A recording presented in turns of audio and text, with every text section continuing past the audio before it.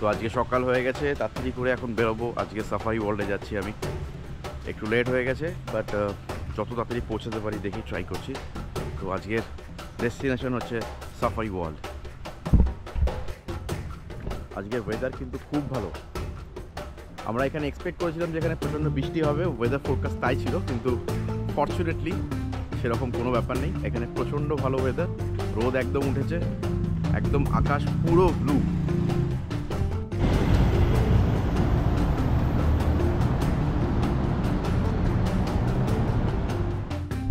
Safari ওয়ার্ল্ডের জন্য cab নিয়ে নিলাম এখান থেকে। 300 বাট আমাদের পড়ছে, বাট আমরা হাইওয়েতে যাবো তাই আরও 70 বাট আমাদেরকে এক্সট্রা দিতে হবে। তাই টোটাল 370 বাটে আমরা পৌঁছাবো সাফারি ওয়ার্ল্ড, যেটা পৌঁছাতে আমাদের সময় লাগবে এখন almost 53 minute.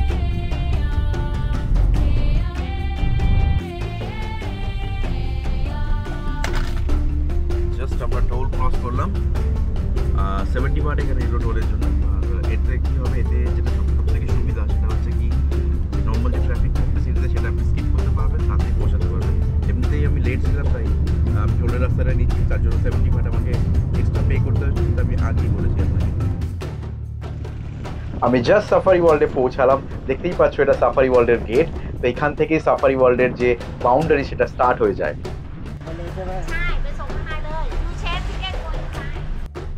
Thank you.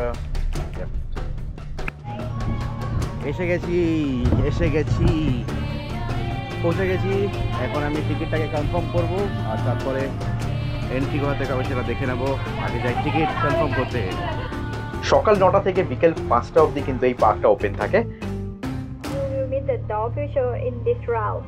But if you want to see this route, we have 3 o'clock for tiger feeding. You have to choose here. Yeah, 3 We have o'clock. 2 and 3. But it's different from show first. Okay. And for tiger feeding, this one you have to stand by over there before 10 minutes.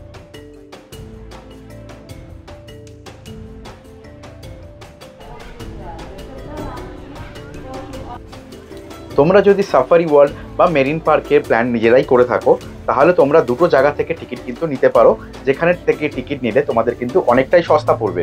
তার মধ্যে প্রথম অ্যাপটা হচ্ছে Glück, যেটা কিনা ব্যাংককের একটা খুব popular app, যেখান থেকে তোমরা ডেফিনেটলি টিকিট নিতে পারো এবং অনেক কম দামে টিকিট তোমরা সেখান থেকে পাবে।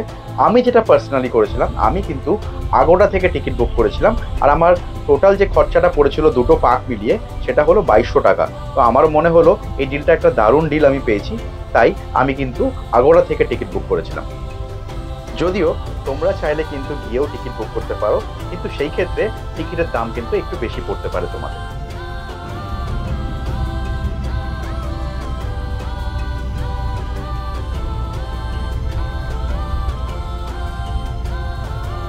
আর আরেকটা ভীষণ ইম্পর্টেন্ট ইনফরমেশনও দিয়ে রাখি, এই পার্কটা কিন্তু মানডে ক্লোজ থাকে, তাই মানডে কিন্তু কোনো রকম প্ল্যান করবে না ব্যাংকক সাফারি আর মেরিন পার্কের জন্য।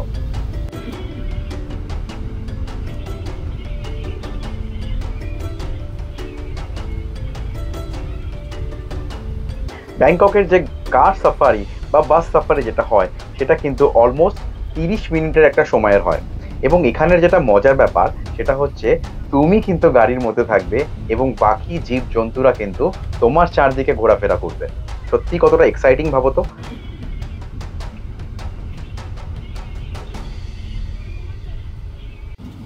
তবে এখানে অনেকের মনে আসতেই পারে যে যদি বাঘ সিংহরা হঠাৎ করে এসে তোমার গাড়িতে অ্যাটাক করে দেয় তাহলে কি হবে। আসলে এখানে প্রচুর ফরেস্ট রেঞ্জাররা কিন্তু ঘুরতে থাকে, এখানে প্রচুর গাড়ি নিয়ে তাহারা প্রায় সবসময় টহল দিতে থাকে, তাই এরকম ধরনের কোনো অ্যাক্সিডেন্টের চান্স প্রায় নেই বললেই চলে। বাকিটা কিন্তু তোমাদের কপাল। আমার কপালে সেরকম কিছু ছিল না, তাই আমি লাকি নিজেকে বলতেই পারি।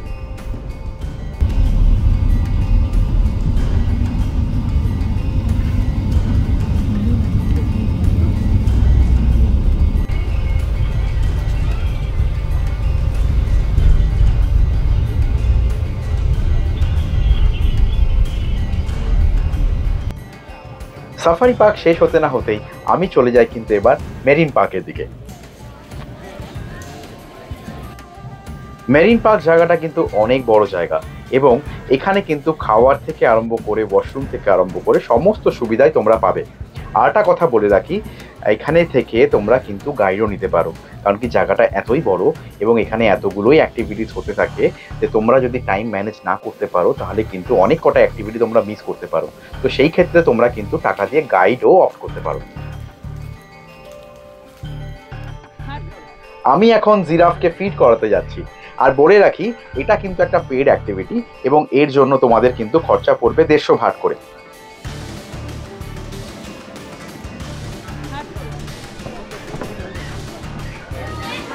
জিরাফ যে এত ফ্রেন্ডলি হয় আমি জানতাম না। আসলে কলকাতা চিড়িয়াখানায় আমি যেখানে জিরাফ দেখেছি সেটা কিন্তু জিরাফ অনেকটাই ভেতরে থাকে এবং তাদেরকে বাইরে থেকে দেখতে হয়, আর এখানে প্রায় তুমি জিরাফকে হাতে ধরে খাওয়াচ্ছ, সুতরাং এক্সপিরিয়েন্সটা কমপ্লিটলি ডিফারেন্ট।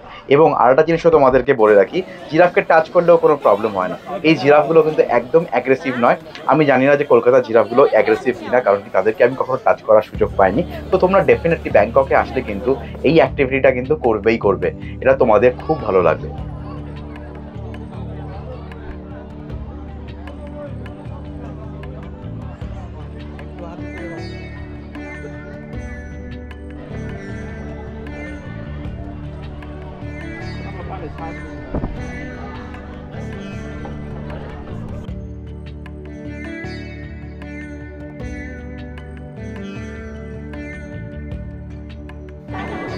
জিরাফ ফিড করার পর আমি কিন্তু দেখতে পাই ম্যালেটিকে। এর আগে আমি কখনো ম্যালেটিকে নিজে চোখে দেখিনি, যা দেখেছি সেটা ডিসকভারি চ্যানেলেই দেখেছি, তাই ম্যালেটি দেখে কিন্তু আমি ভীষণ ভীষণ এক্সাইটেড হয়ে পড়ি।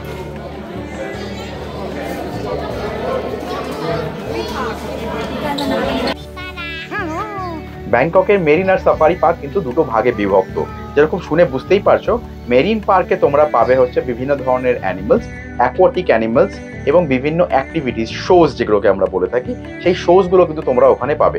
আবার সাফারিতে তোমরা কি পাবে, সাফারিতে তোমরা যখন গাড়ি করে যাবে তখন এই গাড়ি তোমাদের জঙ্গলের মধ্যে দিয়ে, মানে যেই জায়গাটাতে যে অ্যানিমালসগুলো ঘুরে বেড়াবে সেই জায়গার মধ্যে তোমরা যাবে এবং অ্যানিমাল সেখানে ছাড়া থাকবে।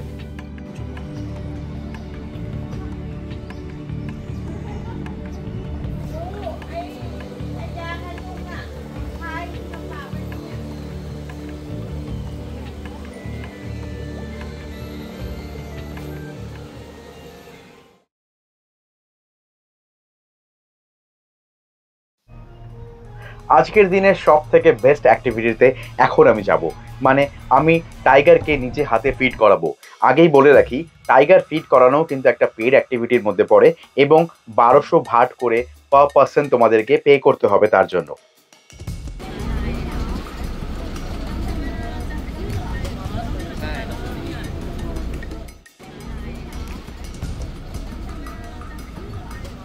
কিছু ইনস্ট্রাকশন দেওয়ার পরেই আমাদেরকে কিন্তু নিয়ে যাওয়া হলো একটা কেজের গাড়িতে, এবং যেই গাড়িটা আমাদেরকে বাঘের কাছে নিয়ে গেল।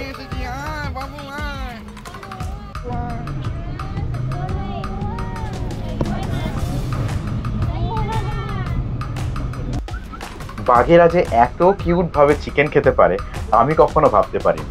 সত্যি বলতে গেলে কি, বাঘের সম্পর্কের যে ধারণাটা, সেই ধারণাটা কিন্তু আমার এই অ্যাক্টিভিটিটা করার পর অনেকটাই চেঞ্জ হয়ে গেছে। বাঘের সাথে যে একটা ফ্রেন্ডলি টাইপের রিলেশন, হ্যাঁ অবভিয়াসলি তুমি কেজের মধ্যে আছো, কিন্তু তাও যে তুমি সেটা মেনটেন করতে পারবে, সেটা কিন্তু সত্যি একটা অনবদ্য এক্সপিরিয়েন্স। ডেফিনেটলি রেকমেন্ডেড থাকলো তোমাদের জন্য। You have last minute now.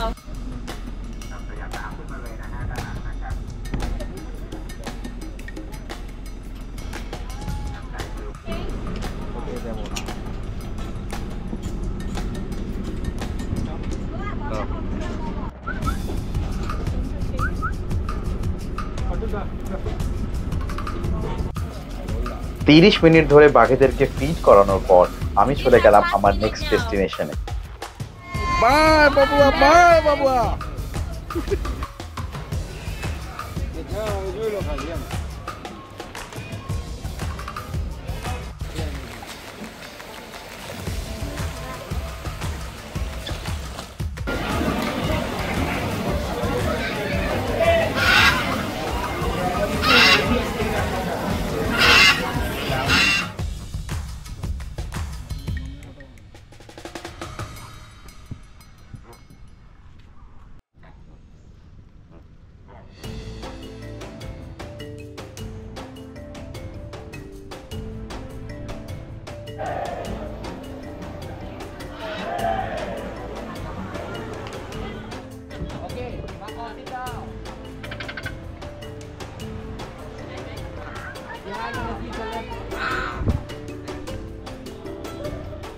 খুব মজা করে কিন্তু ঘুরছি এখানে জঙ্গল সাফারিতে। মাঝখানে একটা জায়গাতে আমি গিয়ে মানে একটা ওয়াশরুমে গেছিলাম, ওয়াশরুমে গিয়ে জামাটাও চেঞ্জ করে নিয়েছি। এখানে কিন্তু ভীষণ গরম, তো ভীষণ গরমের মধ্যে বেশিক্ষণ এক জামা পরে থাকলে কি হচ্ছে, জামা না ওই ঘামে পুরো একদম সাদা হয়ে যাচ্ছে। তো আমি জামা এক্সট্রা নিয়েই এসেছিলাম, তাই জন্য একটা জায়গা থেকে জামা আমি চেঞ্জ করে নিয়েছি।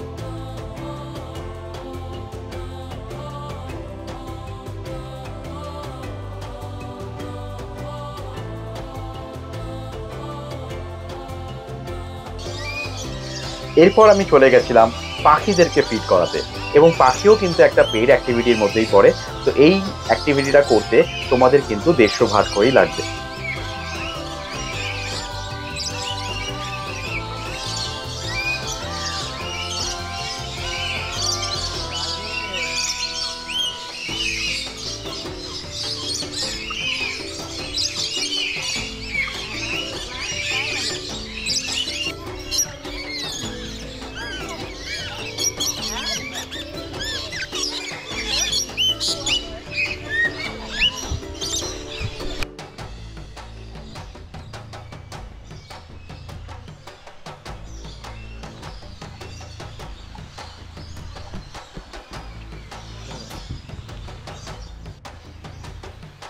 তো বুঝতেই পারছো এই জুটা কেন অন্যান্য সমস্ত জুয়ের থেকে এত বেশি ইউনিক। কারণ কি, এত বেশি অ্যানিমালসদের সাথে ইন্টারঅ্যাকশন আমার মনে হয় না যে অন্য কোনো জুতে গিয়ে তোমরা করতে পারবে। তাই ব্যাংককে এলে, থাইল্যান্ডে এলে ডেফিনেটলি এই জুটা তোমরা ভিজিট করো। এটা কিন্তু তোমাদের একটা লাইফ টাইম মেমোরি ক্রিয়েট করে দেবে।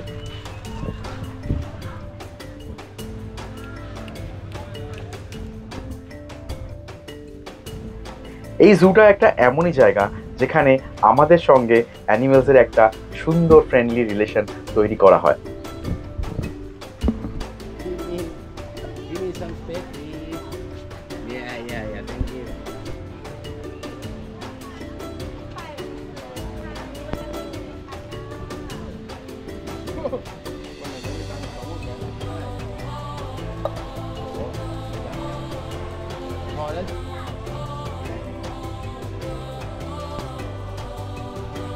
মাত্র 300 ভাট দিয়ে আমি চলে গেলাম ক্যাঙ্গারুদের সাথে খেলতে ভেতরে। 15 মিনিটের অ্যাক্টিভিটি তোমরা করতে পারবে মাত্র 300 ভাটে, তার সাথে খাওয়াতেও পারবে তোমরা ক্যাঙ্গারুকে। তো এটাও কিন্তু একটা ডেফিনেটলি রেকমেন্ডেড জায়গা তোমাদের জন্য।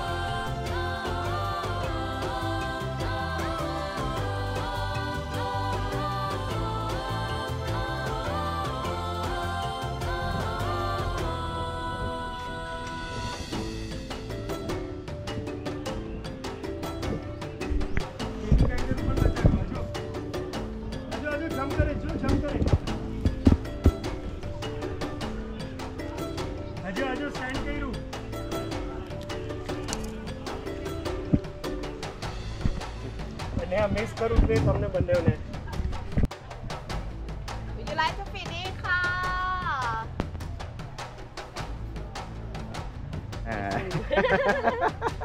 สวยยัง beautiful ยัง Yes. উটেও কিন্তু আমার অ্যাপ্রক্সিমেটলি 150 ভাটই লেগেছিল। উটকেও তোমরা কিন্তু খুব ভালো মতন খাওয়াতে পারবে এবং ডেফিনেটলি খুব সুন্দর সুন্দর পিকসও তোমরা নিতে পারবে। এবং উটও কিন্তু খুব সুন্দরভাবে খাবার খায়, খুব কিউট লাগে। ডেফিনেটলি ট্রাই করো উটকে খাওয়ানো।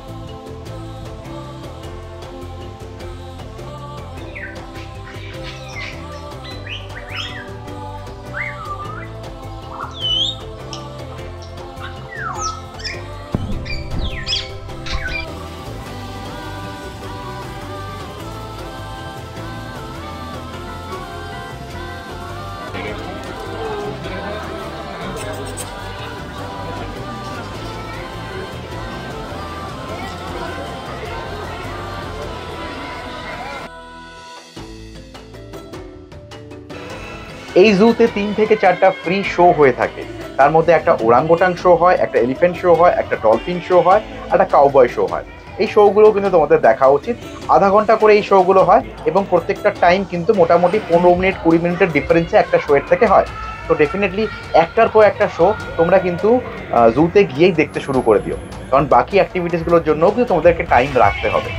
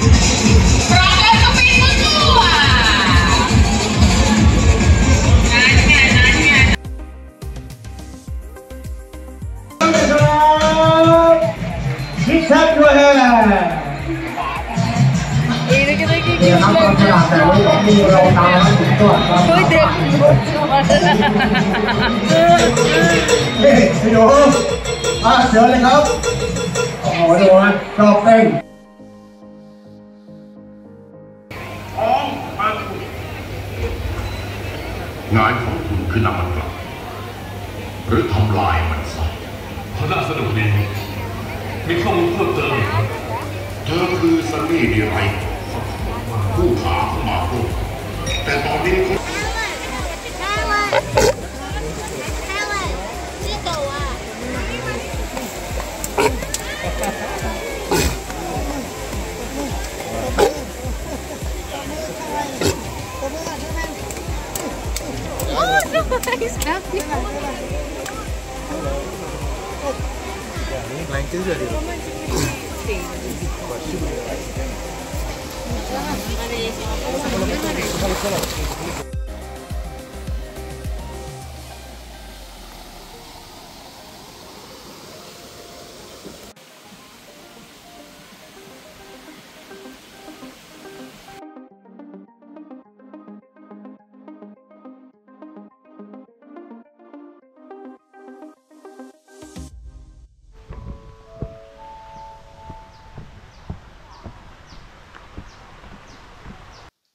আজকের যে শেষ অ্যাক্টিভিটিগুলো আমি রেখেছি দিনের শেষের জন্য, সেগুলো কিন্তু সব থেকে বেশি সারপ্রাইজিং। কেন? আমি চলো তোমাদেরকে একটা একটা করে দেখাচ্ছি।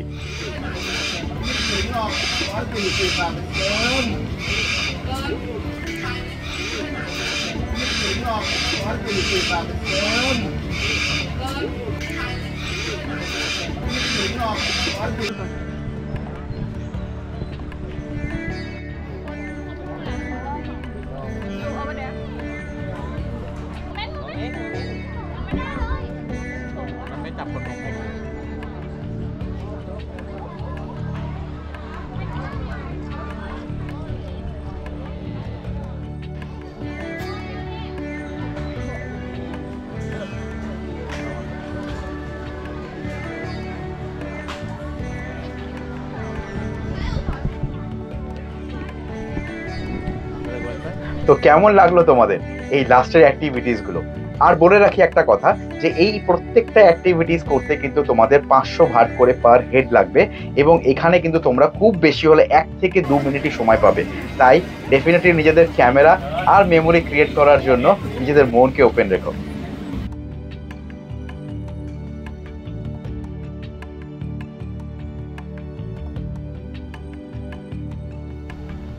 আশার গাড়ির দাদাটাকেই আমি কিন্তু রিকোয়েস্ট করেছিলাম যে এখানেই গাড়ি পার্ক করে আমার জন্য ওয়েট করতে।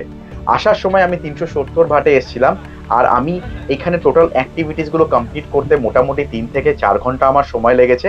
আর টোটাল আমি ওনাকে এক্সট্রা পে করব তার জন্য 500 ভাট, মানে সকালবেলা এখানে আসা এবং আমাকে হোটেলে ড্রপ করার জন্য 370 প্লাস 500 ভাট দিলাম আমি এই ড্রাইভার দাদাকে। তো চলো আজকের ভিডিওটি আমি এখানেই শেষ করছি। ভিডিওটি ভালো লাগলে লাইক, শেয়ার আর সাবস্ক্রাইব ডেফিনেটলি করো। নেক্সট উইকে আসছে তোমাদের জন্য সি লাইফ, আর ততক্ষণের জন্য চলো খুব ভালো থেকো, সবাইকে খুব ভালো রেখো। গুড বাই ফ্রম টিম চাঁদের পাহাড়।